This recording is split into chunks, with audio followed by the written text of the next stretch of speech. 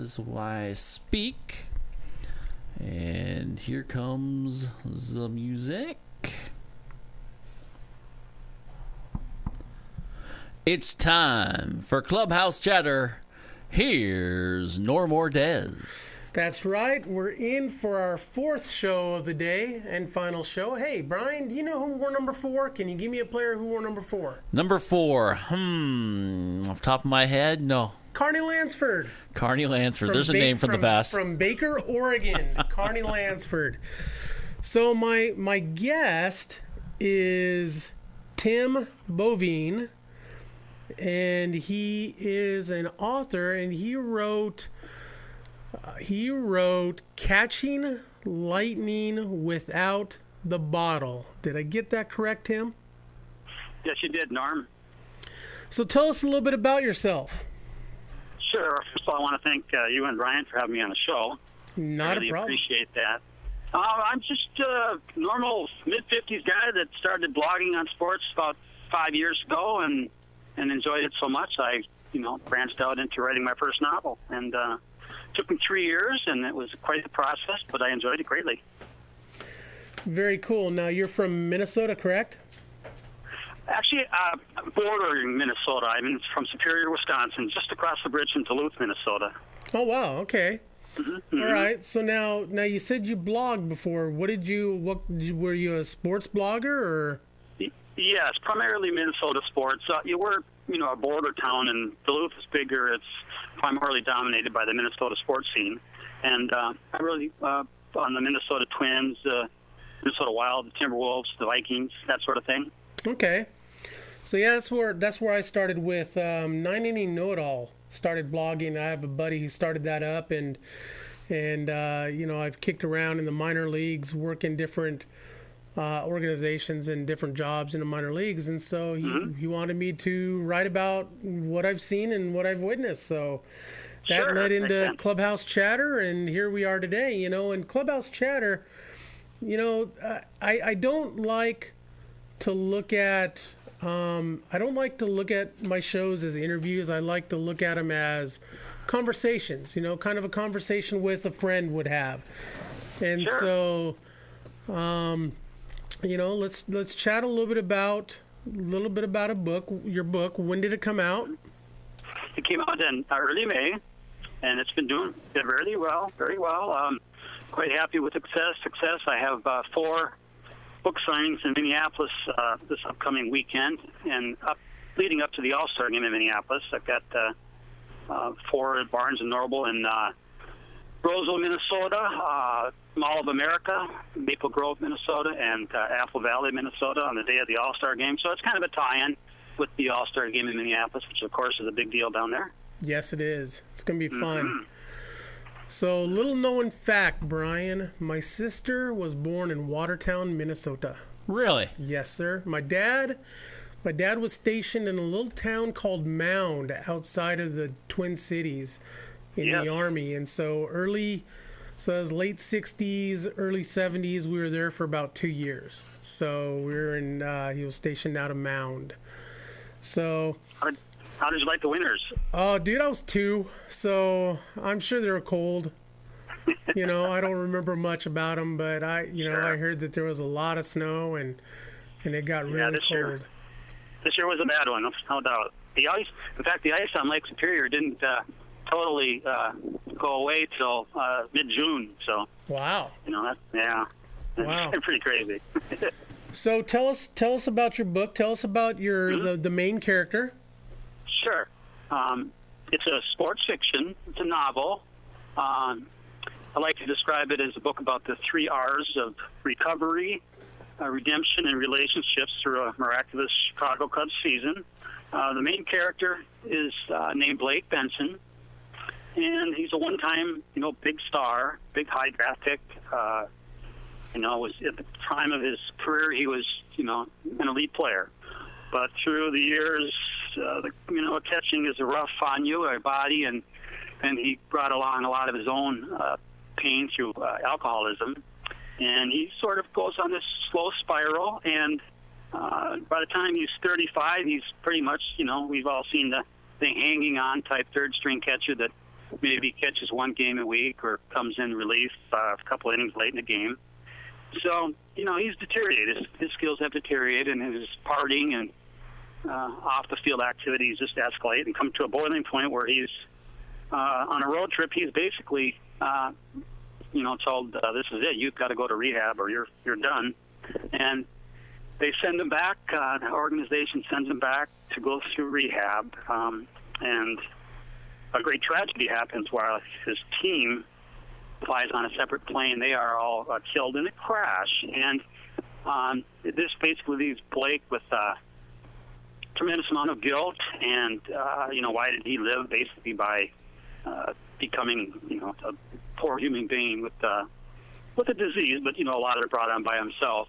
And he basically has to beg for his job with the general manager and pleads, and he becomes a player manager of that kind of an expansion team that would have to fill out the season. Now, his Cubs team was having a heck of a season with a 10-game lead over their big rivals, the Cardinals, and they form a team, and he goes through many trials and tribulations along the way in his sobriety.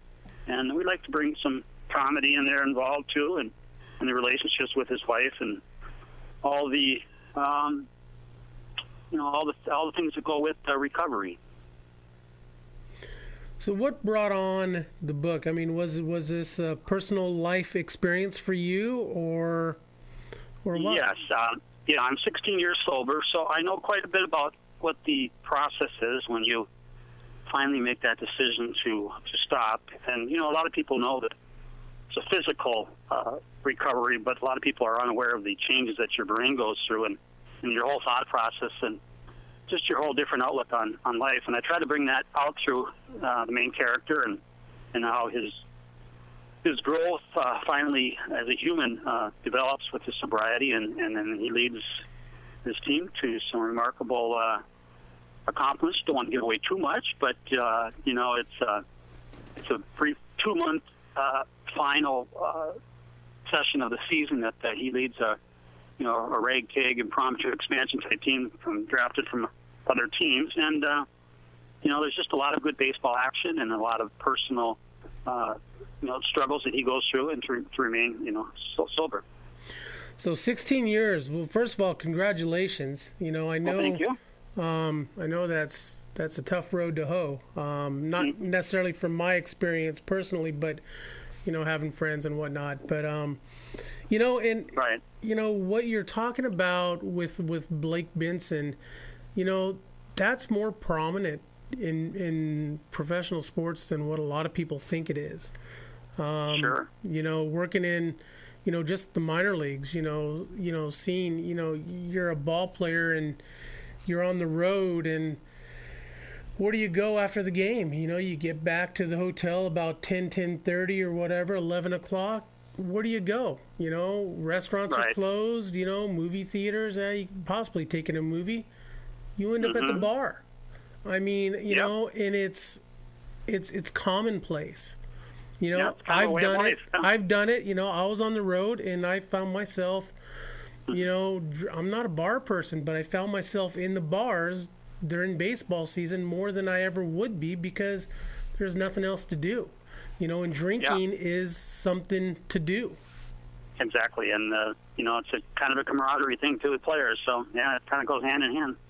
So why the name Blake Benson? Is there a little history behind that name, or? No, that is purely just off the top of my head. Before I forget to, Blake has his own Facebook page. I saw and that. Also, and Catching Lightning with the Bottle does as well. So if anybody wants to check that out, I'd appreciate that. But no, it was just, the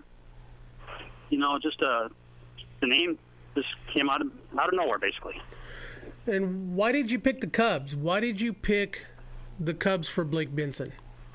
Yes, that is a good question. I'm a big Minnesota Twins fan, and you would think logically I might go that direction. But, hey, everybody loves the Cubs or has some sort of identification with the Cubs.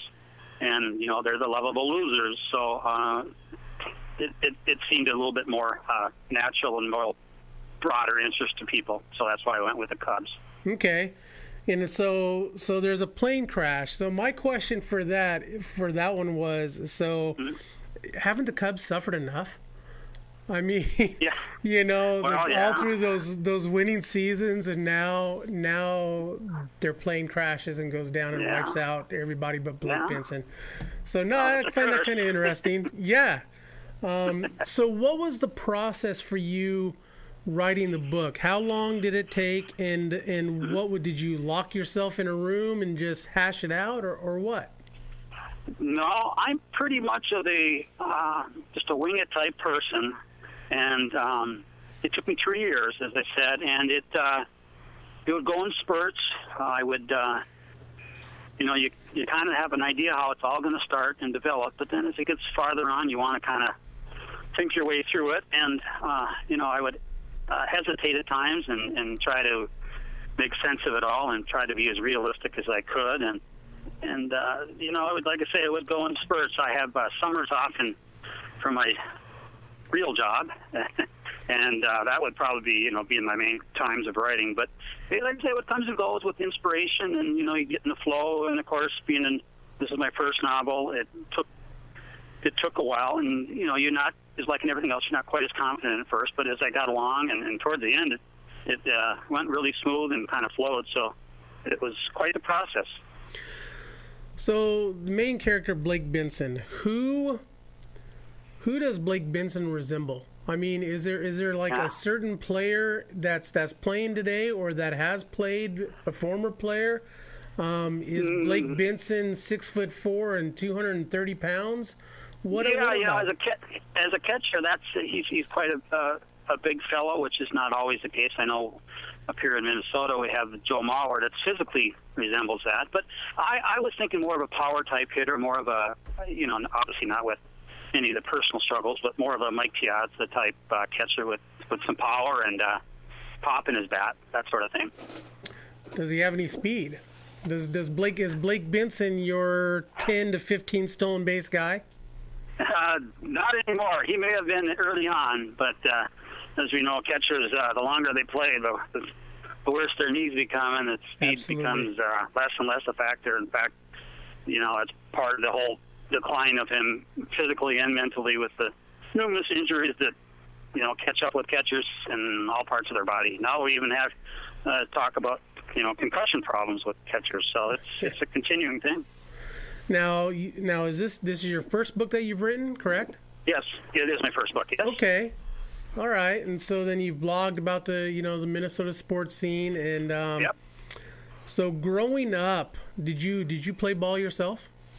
Yeah, I was a pitcher. I played ball just through high school, and as I said, I had some of my own personal struggles. So a lot of my own youthful indiscretions kind of brought a stop to any further. I mean, I was never going to be a great pitcher, but I was pretty good, and I loved baseball, and baseball's always been my first love of all the sports. So, right. And a huge Minnesota Twins fan. So that's always been a lifelong passion. So growing up, I mean, who did you have a favorite player?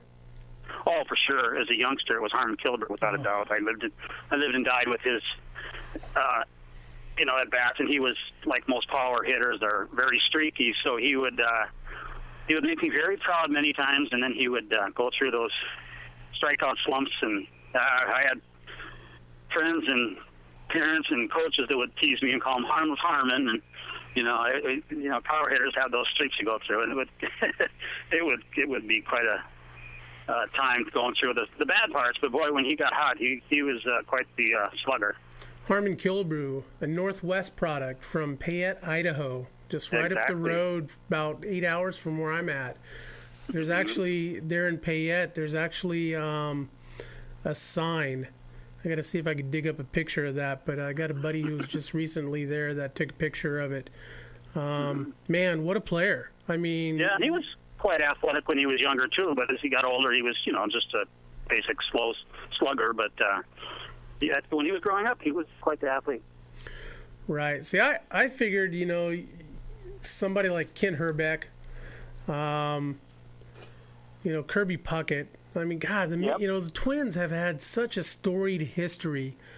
They really have. And when you think about teams, like the Yankees and the Cubs, in a lot of cases you don't think about the Twins, but the Twins have definitely had a storied history. Yeah, and they've got quite a few Hall of Famers for their, I guess, 54-year existence now. So, they've had their ups and downs. They've been really poor and then fortunate enough to win 2 World Series, and they lost one in 1965 to the Dodgers, but right. They've had their successes too. Yeah, 87. I went through some very lean years in the 70s with the Twins, and when they won in 87, it was, one of those moments where you just can't believe it. I know they didn't have the greatest record that year, but they had some great players, and they were actually fun to watch in that Metrodome. They were something else. They absolutely. So, where can we find your book? Well, thank you for asking. It'll be on Amazon.com and BarnesandNoble.com, and I've seen it on other places as well. If you do a search, a web search, you can find some other outlets as well. But I would say Amazon and Barnes & Noble will be your prime sites to get it. And it's available in ebook as well. Okay. Mm-hmm. So definitely check it out. We have with us Tim Bouvine, author of Catching Lightning Without the Bottle. And, I'm definitely intrigued, and I'll be definitely checking it out. And we appreciate you coming on the show and chatting about the book a little bit. And if you ever decide that you would like to plug it some more, let me know, and we'll get you on another show. And thank you, Norman. I hope sales go well for you. And yeah, this is a big week. And so go check out Blake Benson on Facebook and Catching Lightning Without the Bottle on Facebook as well. Tim, thank you for coming on. And once again, go ahead and plug your book for us. Thank you, Norm. Thank you too, Brian. Thank you very much. You have a good day, Brian. Okay, bye-bye. All right. There we go. Tim Bouvine, author. And you know what? Man, I'm going to check that book. I'm kind of interested. I'm not really a reader, but kind of interested in this one a little bit. It does sound pretty interesting. You talk about the Cubs, it's a storied franchise, but it's it's fiction, and I'm interested as well. So we'll have to do that. I'm kind of interested. What would Major League Baseball do? I mean, I don't think they would have a draft because of the minor league system, but if something was like that, something to happen, like a plane crash with the team on it, I mean, it would totally deplete the minor league system, obviously. So I wonder what Major League Baseball would actually do in a case like that. And we've heard, horrible stories of college teams happened to, and even some high school teams, and Marshall, we are Marshall, yes. I don't know. I mean, that's something I think the owners all get together and, hey, what do we do? How do we fix this? Because, with... I hate to bring it back to money because of all the, if it ever did happen, but they all revenue share. So maybe for the good of the game, they would have a do-over, a draft. You talk about an expansion draft. I remember back when, the Marlins and the Rays were coming in, they had an expansion draft, and the way that it works is that each team has protected players, and players that they leave off that protected list are fair game to be drafted. Yeah, that's probably what they do. It makes sense. Hopefully it never happens, so we don't have to worry about it. I'm going to have to call Major League Baseball and see if we can get somebody on with this. There you go. It's kind of an interesting question. So once again, I'm Norm. That's producer Brian. I would like to plug our sponsors, Base by Pros, Mitch Canham, basebypros.com. Mark Canham, his dad, MDM Design. We are streaming live on yamhilltoday.com every Thursday. Check us out. We are part of the 9-inning know-it-all empire. Proper Cuts Barbershop on Baker. Carlos and the boys. Go see Carlos. Tell him Norm and Brian sent you. All right, tell him Norm sent you. I don't think he knows Brian.